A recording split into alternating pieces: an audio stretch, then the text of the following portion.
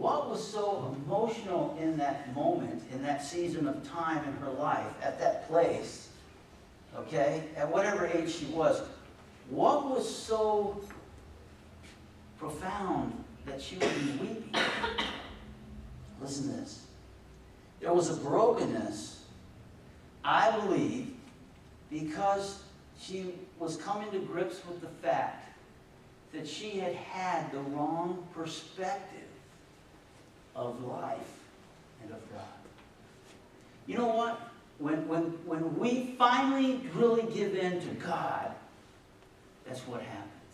Amen. And I don't know about y'all, but in a sense, it breaks us. It's a good and private thing, but it breaks us. We begin to understand, you know what, God? I looked at life from a 15-year-old perspective, and I never saw the rest of it. I just saw one part. You know, I just looked at it as a 30-year-old trying to climb the ladder of success or being the best at what I thought I was supposed to do, etc., etc. And I never saw the interconnectedness, the connection between all the parts. I just saw one thing. She began to realize that her perspective of God as this big, mean judge that would, you know, throw a big papyrus pages at her, the Bible to us, just condemning her and judging her and everything. That's all there was to religion. That's all there was to God. She had seen it because all she saw was and heard was Pharisees, right? The law, what you do and what you don't do. And you go to hell if you don't do it right, etc., etc. Her perspective, however, when entertaining Jesus, when meeting Jesus, obviously, she had heard his message. She had heard his story. She had heard Jesus before. Okay? And something began to change in her, and her perspective changed. So she was weeping. She began to wet his feet with her tears. Then she wiped them with her hair, kissed them, and poured perfume on them. I mean, put this in perspective. Let's say it's your house. Let's say you're a religious leader, deacon, elder, preacher, teacher, I don't know, but you're some powerful guy in the life of the church. And we're at your house, and the front door opens, and a person comes in with a peculiar smell, a peculiar dress, seeming to be emotionally, okay, and comes to a teacher, you know, but in this case, Jesus, and begins to weep and wash his feet. Feet in this culture it's so important to understand. It was the epitome of the flesh. You know, you wear sandals all around, you walk around enough camel stuff and different things. You're in a long day, your feet, you know, it's not going to smell good. It's going to be the epitome, listen to this, of a law that says, do not touch them. Context. Okay? Kiss them and pour perfume on them. When the Pharisee, remember you're thinking about their perspective now, okay? When the Pharisee who had invited him saw this, he said to himself, what would you be thinking? In that scenario I just gave to you, in your home, whatever, what would you be thinking? Don't, you know, come, oh, whoa, here. A lot of things going on in the Pharisee's mind. His perspective is, man, we're stepping out of bounds here. This woman shouldn't be here. Come on, Jesus. Okay? Listen to this. When the Pharisees who had invited him saw this, he said to himself, now here in this couple verses here, you will see the Pharisees' perspective of God and life. He said to himself, if this man were a prophet, in my religion, in the law that I understand, Jesus should know who this is and shouldn't let her touch his feet. If this man was a prophet, he would know who is touching him. Now, who was touching him? From this perspective, this Pharisee's perspective, a sinner and a lawbreaker was touching him. It says so. What kind of woman she is, that she is a sinner. Okay. Now that's the Pharisees' perspective. In the next few verses, we're going to see Jesus' perspective on this. Look at verse 40. Jesus answered him, Jacob, Simon, I have something to tell you. Tell me, teacher, he said. 2 people owed money to a certain money lender. One owed him 500 denarii and the other 50. Neither of them had the money to pay him back. So he forgave the debts of both. Score, underscore, write on the leaflet of your heart and mind the word forgave or forgive. From where will Jesus come? From what perspective will he see it? You know, not just one part, here's a sinful woman, but from many parts that make up the whole of who she is. Understanding what she needs the most is love and forgiveness. Okay? Neither of them had the money to pay him back, so he forgave the debts of both. Now, which of them will love him more? Simon answered, or replied, I suppose the one who had the bigger debt forgiven. You have judged correctly, Jesus. Now, Jesus' perspective. Listen to me carefully. It wasn't based on religion. It was based in relationship. He knew what this woman needed to have the proper perspective was to have the proper perspective, the proper relationship with God.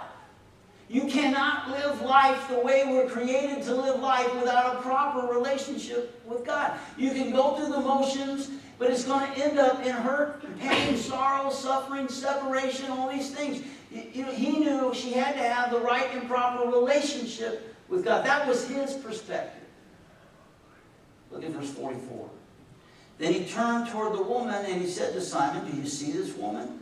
I came into your house. You did not give me any water for my feet, but she wet my feet with her tears and wiped them with her hair. Now we're going to see the woman's perspective.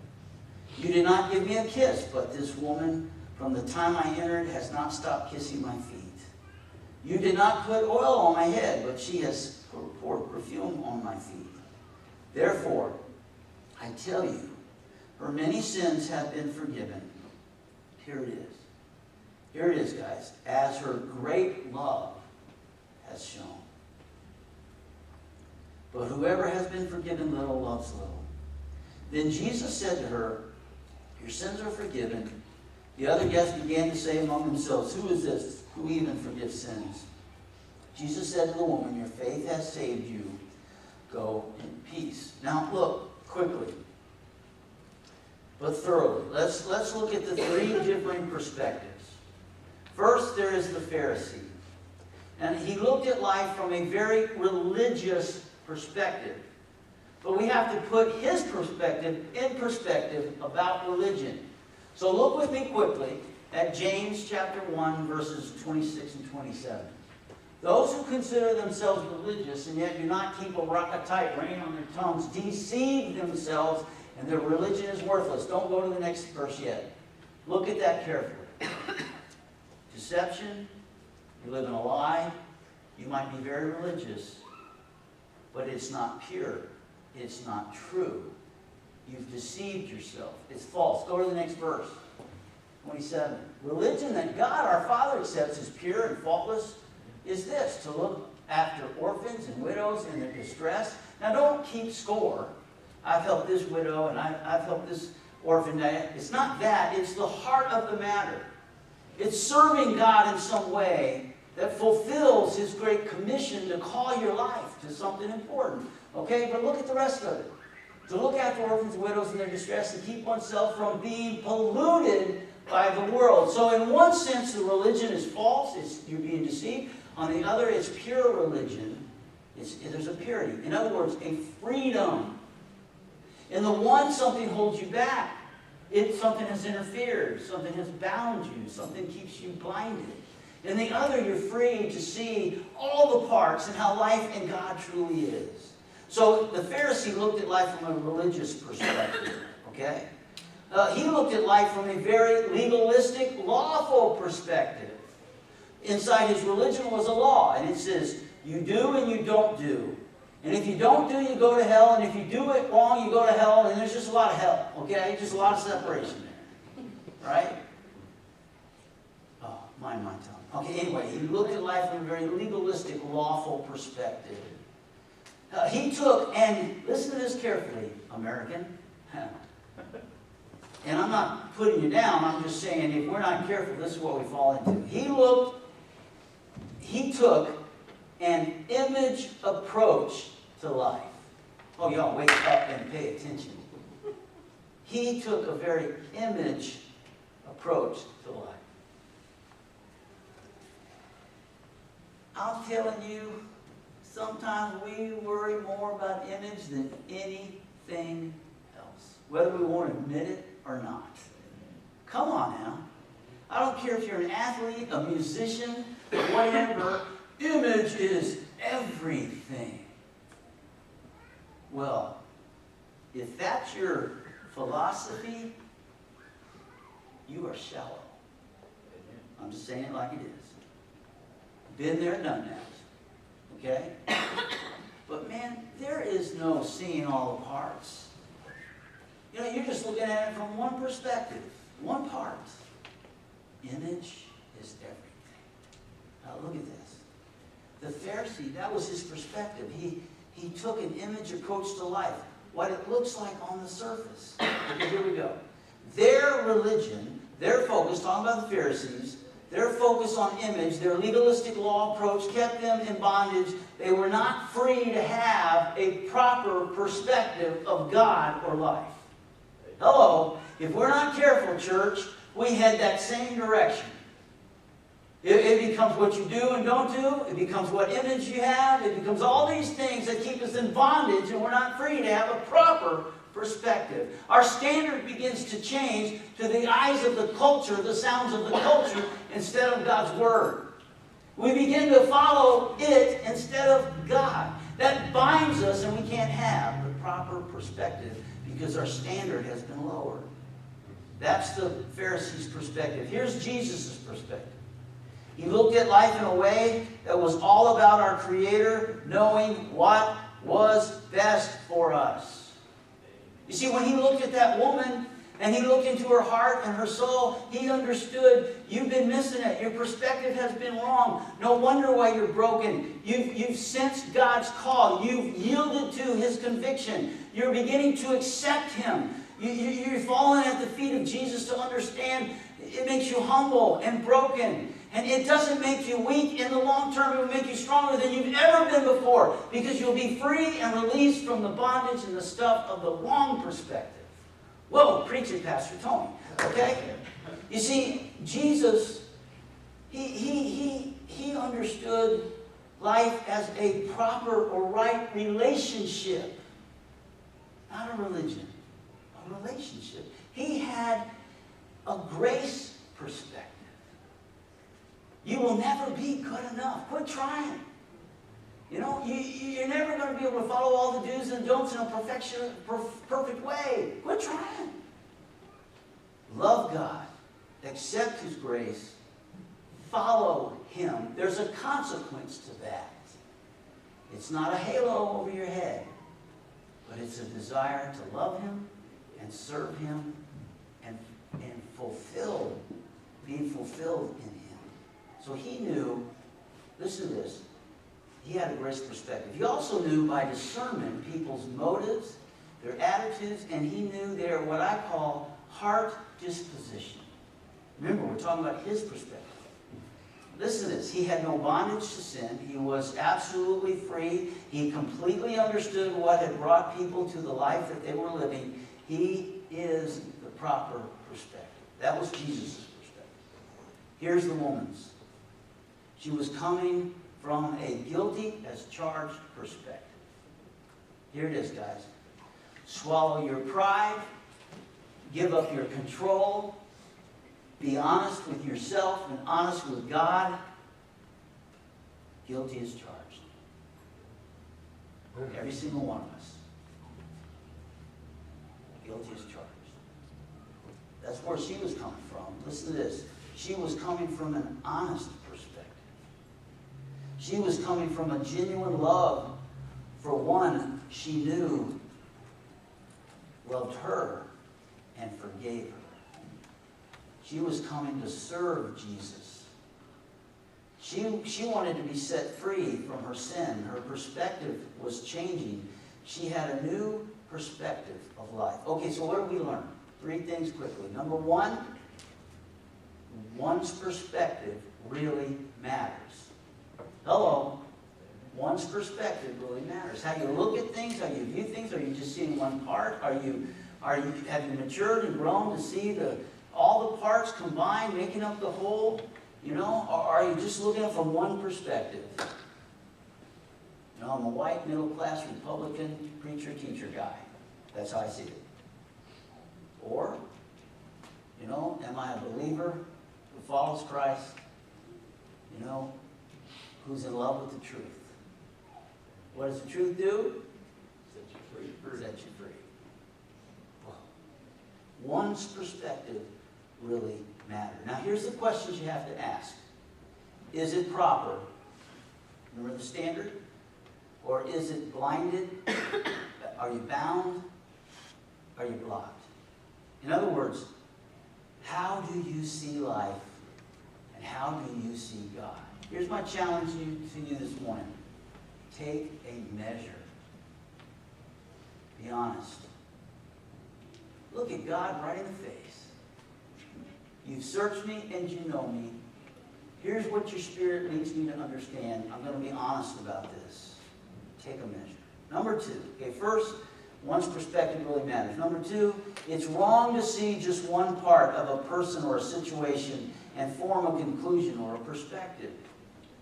Man, there's been many times that my first impression of someone, not good. Didn't like them. Oh yeah, act innocent. Oh, come on, you've all shared in this. Their mouths are too big. You know, their pride is too wide. They're pompous. And there's other words to go with it, okay? And you do not like them. Let's just be honest. First impression. But you're only looking at one part.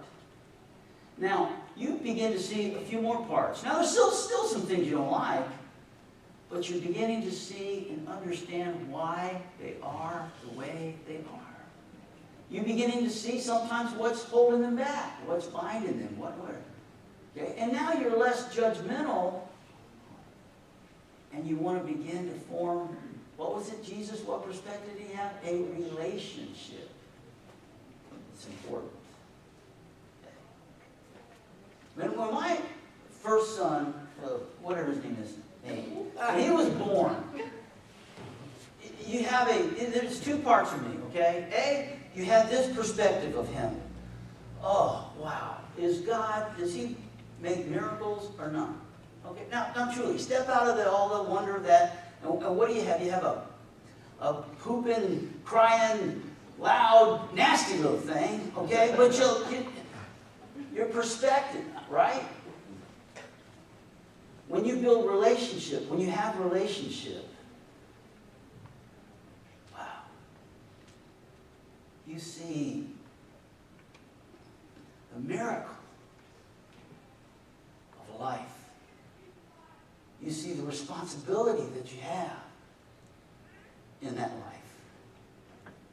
You understand the depths of your love for that life. It's not just one part. It's the full perspective. It's all the parts. Seeing how they interconnect. So the point is, okay, it's wrong to see just one part. And then form a conclusion or your total perspective based on that one part. Number 3, perspective cannot be true, or correct if it is formed by anything but God's standard or the wrong standard. See, I know people, I've experienced people over life, you have too. Their whole standard was their experiences. I mean, just be honest with yourself. If your standard is your experiences, what if you grew up poor? What if you grew up not even being able to write or to read? Well, what if you grew up in an environment and your experiences were not good? Let's say you were emotionally abused, physically abused, whatever. What if it wasn't good? And that's your standard for life? You realize, guys, a lot of people, that's it. That's their standard. That's what they're going to go by. That's what they're going to live by. That's what they're going to form their opinions about. That one part. Your standard can't be your personal experiences.